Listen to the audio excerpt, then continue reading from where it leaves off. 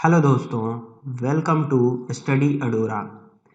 तो हम लोग दोस्त देख रहे थे अपना मैथ का प्रैक्टिस सेट और हम लोग का ये सेट नंबर 11 है। और हम लोग दोस्त आरआरबी एमटीपीसी और ग्रुप डी का प्रीवियस ईयर का एग्ज़ाम जो हुआ था उसी के बेस पे ये क्वेश्चन देख रहे हैं। और हम लोग वैसे क्वेश्चंस को कर रहे हैं जो कहीं ना कहीं किसी न किसी एग्ज़ाम में आया हुआ है। तो प्रश्न वही जो प्रश्न पत्र में पूछे जाएंगे। हम लोग क्वेश्चंस का जो अटेम्प्ट कर रहे हैं वो 15 क्वेश्चंस हैं। तो चलिए दोस्त, बिना देर किए हुए स्टार्ट करते हैं अपना सेशन और पहले क्वेश्चन पर आते हैं और पहला क्वेश्चन देखते हैं कि क्या कह रहा है। चलिए देखिए, यदि √2 + x + √2 - x, तो देखिए x का मान बताना है भाई मेरे। ये इधर वाला इधर लेकर जाओ, 2 से मल्टीप्लाई होगा तो कितना हो जाएगा, √2 + x प्लस में √2 - x equal to 2 into √2 + x minus में 2 इंटू √2 - x। देखिए मेरे भाई, ये 2 है, माइनस का है, इधर आएगा तो प्लस हो जाएगा और ये वाला उधर जाएगा तो माइनस का हो जाएगा। तो ये 3 √2 - x हो जाएगा और ये वाला 2 प्लस में x हो जाएगा अंडर रूट के।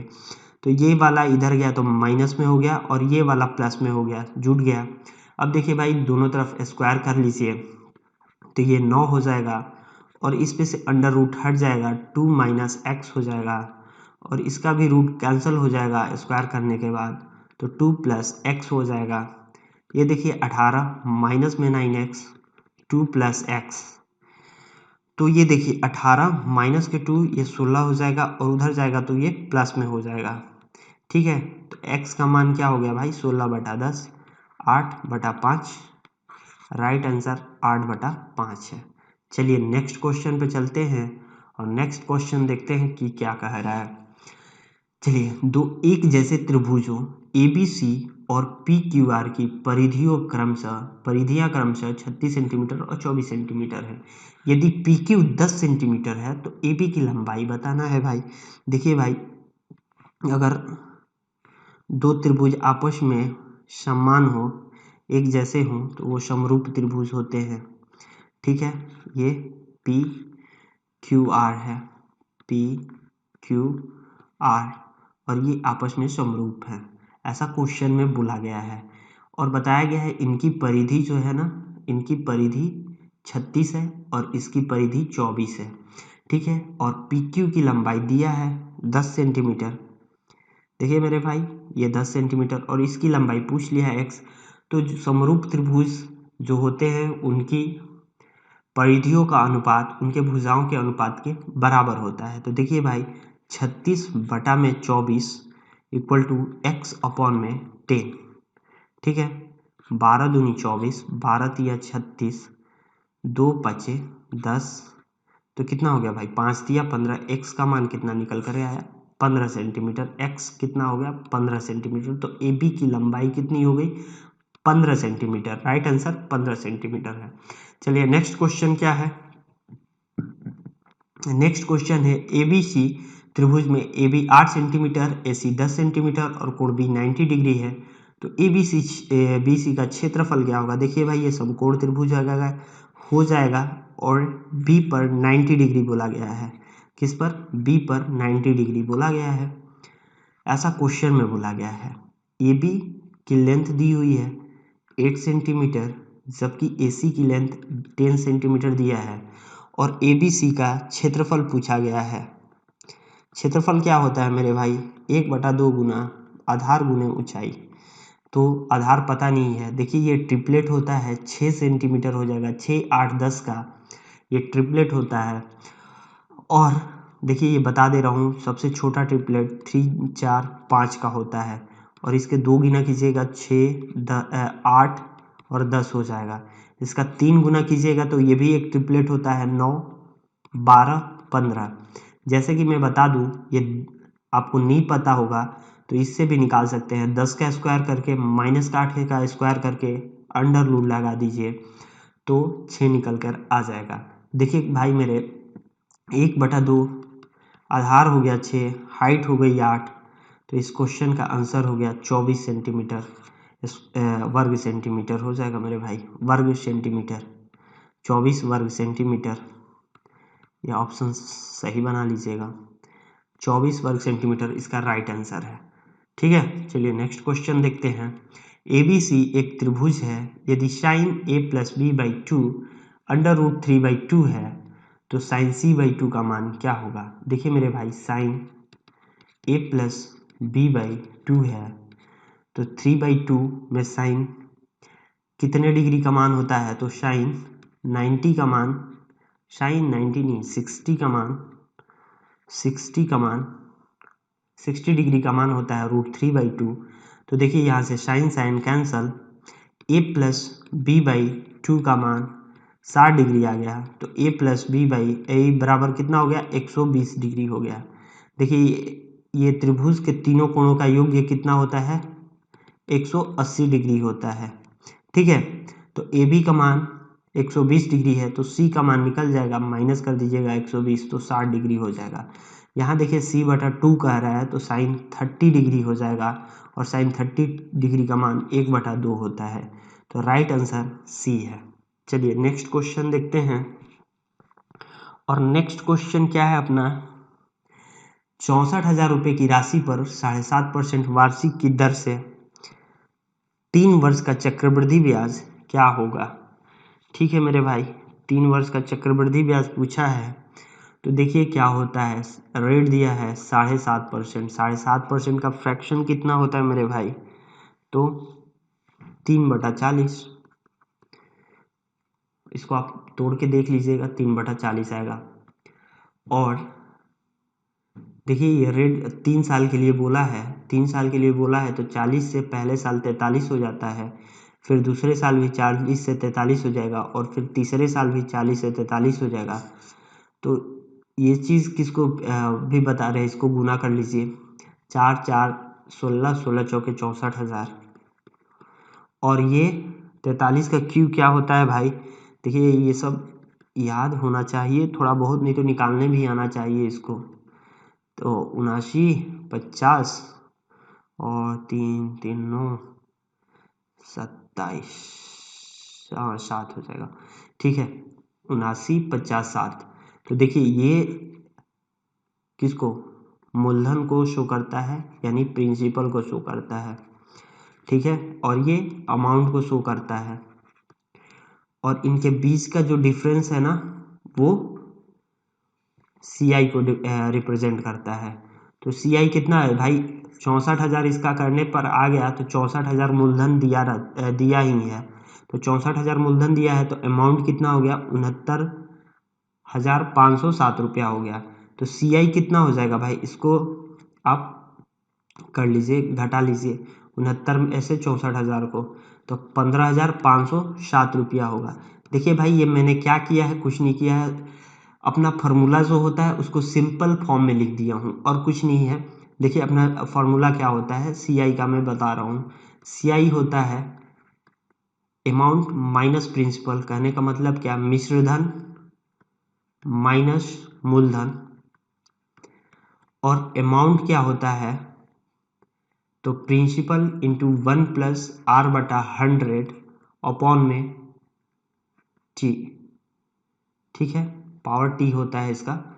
तो इसको सिंप्लीफाई कीजिएगा ना आप, तो ये P का मान आ जाएगा, ये नीचे से R/100, देखिए ये 7.5 का तोड़िएगा तो 3/40 यहाँ भी आएगा, और 3/40 कीजिएगा, देखिए मैं करके दिखा दे रहा हूँ, 1 + 3/40, ये P ही है, P है, ये 1 + 3/40 का पावर 3 हो जाएगा। ये देखिए P है, ये 40 एक 43/40, ठीक है, इसका पावर 3 कर लीजिए, तो ये P है ना, ये P क्या करेगा, इधर मल्टीप्लाई होता है, आप 64,000 यहाँ लिख देंगे, तो ये 3 बार गुना करेंगे, 43 43 43, और नीचे का 40 40 40। तो यही चीज़ मैंने किया है, देख लीजिए आप, ये 40 है ना, ये देखिए ये लास्ट में क्या होगा, ये गुना कीजिएगा तो ये P से ये P कैंसिल हो जाएगा, तो ये डिनोट करता है प्रिंसिपल को, ये मूलधन को डिनोट करता है।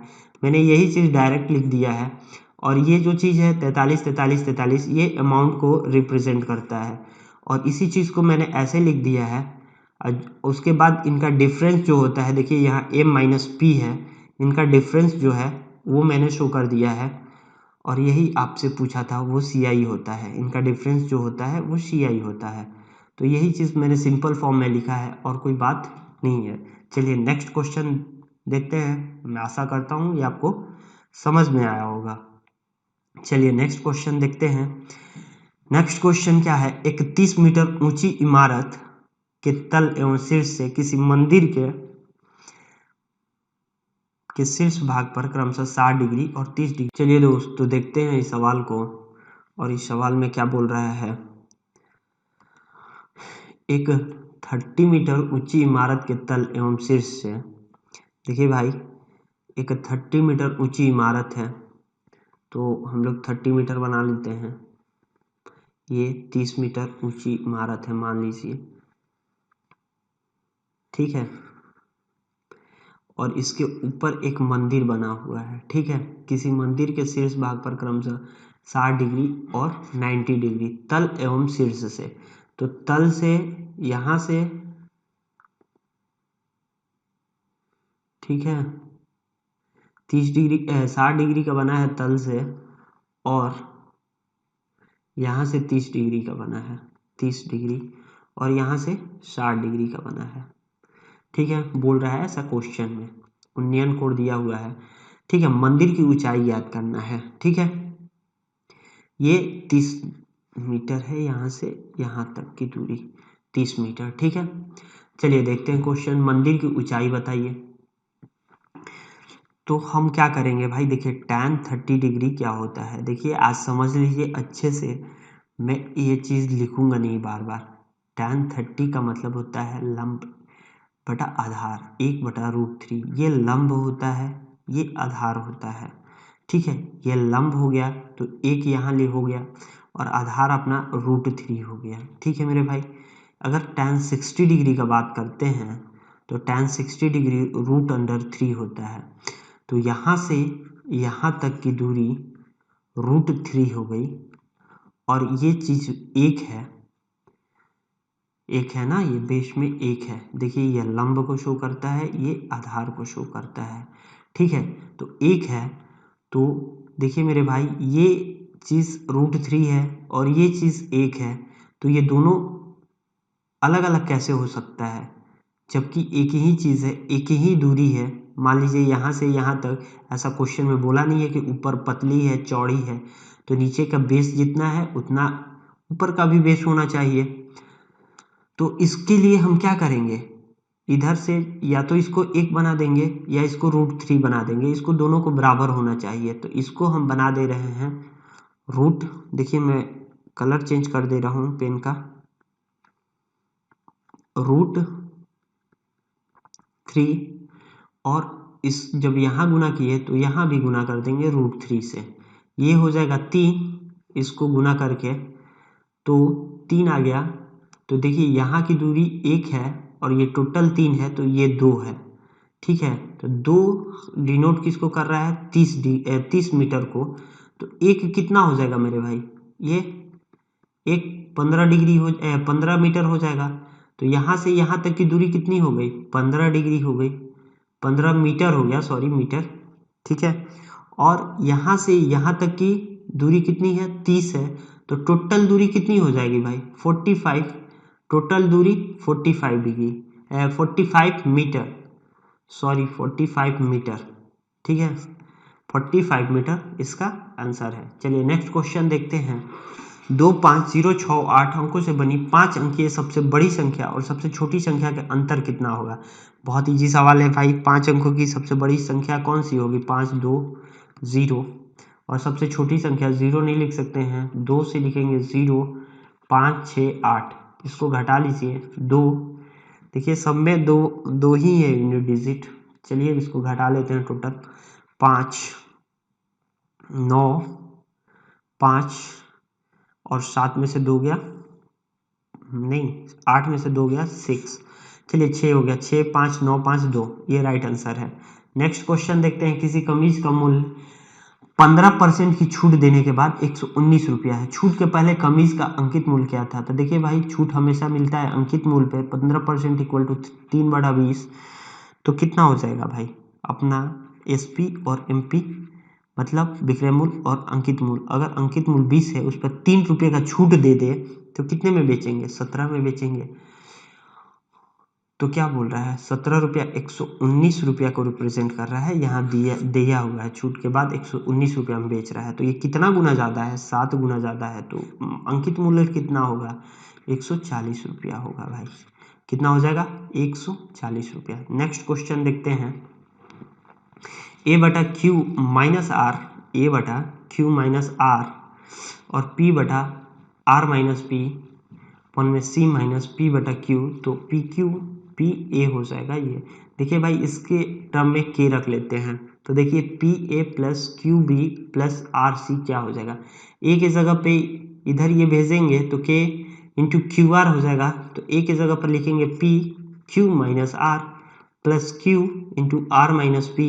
देखिए इधर भेज दीजिएगा ना, तो ये के गुणांक में हो जाएगा और ये इसके बराबर हो जाएगा, ए के बराबर, सी के बराबर पी माइनस क्यू हो जाएगा plus R into P minus Q. देखिए P into Q minus P into R plus Q into R minus P Q plus P R minus Q R. देखिए ये आपस में कट जाएंगे, प्लस माइनस और जीरो आंसर होगा इसका। जीरो इसका लास्ट आंसर है। देखिए नेक्स्ट क्वेश्चन क्या है? ए बी सी का औसत 20 है, ठीक है भाई, और बी सी डी का औसत 25 है। यदि डी 30 तो ए का मान क्या है? देखिए भाई, एवरेज होता क्या है? कुल संख्याओं का योग्य, कुल संख्याओं का योग्य बटा में कुल संख्या, कुल संख्या। एवरेज का मतलब औसत। तो यहाँ देखिए ए बी सी का औसत 20 है, तो ए प्लस बी प्लस सी का औसत कितना हो जाएगा भाई? कुल संख्या का योग्य कितना हो जाएगा? 20 गुना 3 equal to 60। B plus C plus D equal to कितना हो जाएगा? 25 या 75। देखिए इनका डिफरेंस लीजिएगा ना, माइनस माइनस माइनस कीजिएगा, ये कैंसल, माइनस हो जाएगा ये वाला टर्म। तो देखिए M minus D equal to -15 आ जाएगा। डी का मान दिया हुआ है 30, तो ए माइनस के 30 रखिएगा, -30 रखिएगा, -15 है, उधर जाएगा तो पॉजिटिव हो जाएगा और ए इक्वल टू 15 आ जाएगा। राइट आंसर 15 है, ठीक है। चलिए नेक्स्ट क्वेश्चन देखते हैं। नेक्स्ट क्वेश्चन है, एक स्टोर में लागत मूल्य के 25% लाभ पर घड़ी बेची जाती है, ठीक है, घड़ी बेची जाती है। विक्रय मूल्य पर लाभ का प्रतिशत कितना होगा भाई? 25% है, 1/4 होता है। विक्रय मूल्य कितना हो जाएगा? ये सीपी हो गया आपका और ये विक्रय मूल्य हो गया, लाभ हो गया 1, तो कितना हो गया? सीपी 4 तो एसपी 5। तो बोल रहा है विक्रय मूल्य पर लाभ ज्ञात कीजिए, तो 1 रुपये का लाभ है, विक्रय मूल्य 5 है, तो 100 पर कितना? 20%। ठीक है मेरे भाई, 20% हो जाएगा राइट आंसर। सीपी का मतलब होता है क्रय मूल्य, एसपी का मतलब विक्रय मूल्य, और जब परसेंट लाभ दिया रहे, 25% का लाभ दिया रहे, तो इसका फ्रैक्शन जो है ना, नीचे वाला हमेशा सीपी को रिप्रेजेंट करता है और ये हमेशा प्रॉफिट को रिप्रेजेंट करता है। चलिए नेक्स्ट क्वेश्चन देखते हैं। नेक्स्ट क्वेश्चन है, नीचे दिए गए पाई चार्ट का अध्ययन कीजिए और निम्नलिखित प्रश्नों का उत्तर दीजिए। विविध प्रभार 6000 रुपया हो तो विज्ञापन प्रभार क्या है? देखिए भाई, ये विविध 4% डिनोट कर रहा है 6000 रुपये को। कितने रुपए को? 6000। तो 1% इक्वल टू 6000 बटा 4, तो 1500। तो 18% विज्ञापन पूछ रहा है, विज्ञापन, तो विज्ञापन पर वो कितना खर्च करेगा भाई? 18% है, तो 18 से गुना कर दीजिए ना भाई। 18 से गुना कर देंगे तो कितना आ गया? 00, 18 5 90, 18 9 27, 27,000 रुपया इसका राइट आंसर है। नेक्स्ट क्वेश्चन देखिए, छपाई प्रभार का केंद्रीय कोण विज्ञापन प्रभार से x अधिक है, तो x का मान क्या होगा? देखिए भाई, कितना छपाई प्रभार और विज्ञापन प्रभार कितना अधिक है? 75%। तो x का मान कितना हो जाएगा भाई? 17% ज़्यादा है ना, 17/100 इंटू 360। ये देखिए डबल 1 0 कट जाएगा, 17 छक्का 102 और 17 तिया 51 10 61 6.1 डिग्री 0.2 डिग्री। ठीक है, चलिए नेक्स्ट देखते हैं। नेक्स्ट है कागज की कीमत के सेक्टर का केंद्रीय कोण क्या होना चाहिए। ठीक है भाई, तो टोटल कितना है 360 है और कागज कितना है, कागज 10% है, तो 360 डिग्री का 10% कितना हो जाएगा मेरे भाई 10 36 डिग्री इसका आंसर है। ठीक है, नेक्स्ट देखते हैं रॉयल्टी और जिल्दसाज के प्रभार के बीच का अनुपात क्या है। रॉयल्टी 15% है और जिल्दासाजी 18% है। इनका अनुपात पूछा है, परसेंट से परसेंट कैंसल, 5 तिया 3 5 15 और 3 6 18, 5:6। Right answer 5:6। यहाँ सेशन समाप्त होता है मेरे भाई।